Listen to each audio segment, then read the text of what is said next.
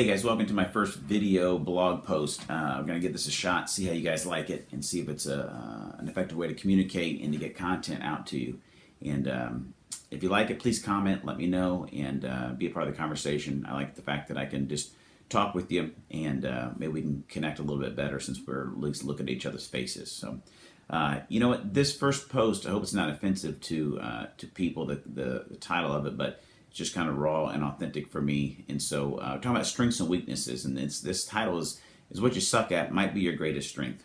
And for me, I can remember as a kid in elementary school, every time grading periods would come out, and I have three boys, and they just had their midterm grades come out, and I can remember that time being like such a time of anxiety for me because I was always concerned I wasn't going to do that great. I wasn't the greatest student, and I would get this feedback almost every single time in elementary school. It would say, Darren talks too much and he can't stay on task. And I used to remember feeling like that was something that was a major liability. Like I was getting comments on it every time, right? Knocked down, that it was something that I really had to work on. My greatest weakness, right, was I talk too much and I can't stay on task.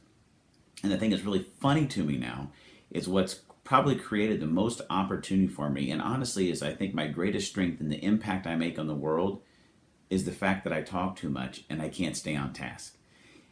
My inability to stay on task is because I'm always thinking of some new creative idea, something new to create, some new opportunity to launch. My brain is going a million miles an hour all the time, and that's a part of my unique genius.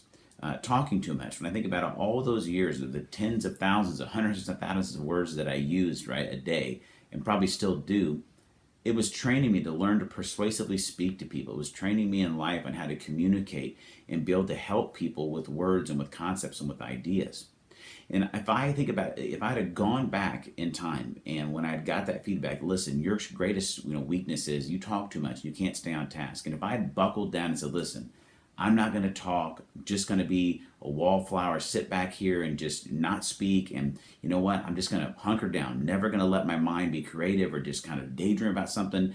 I'm focused, no more talking. I might have gotten better grades, but I can guarantee you this, I would have not become the person that God created me to be. And that would have been a massive tragedy, because to live a life that is not who God created you to be is not really living. It's just being alive. And so for you right now, as you look back in your life, what are some of the things that you've been criticized on and you've seen as weaknesses, you've seen as liabilities that maybe you need to see as how do you leverage that strength? And could your actual greatest strength be hidden in the shadow of what people have seen as your greatest weakness? And if you were to take that weakness and begin to leverage it, what difference might it make in the relationships around you, in the community around you, or just as far as it feeds into your sense of peace and purpose and passion?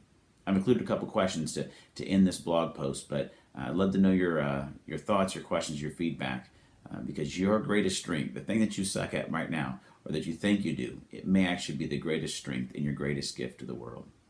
Thanks, guys.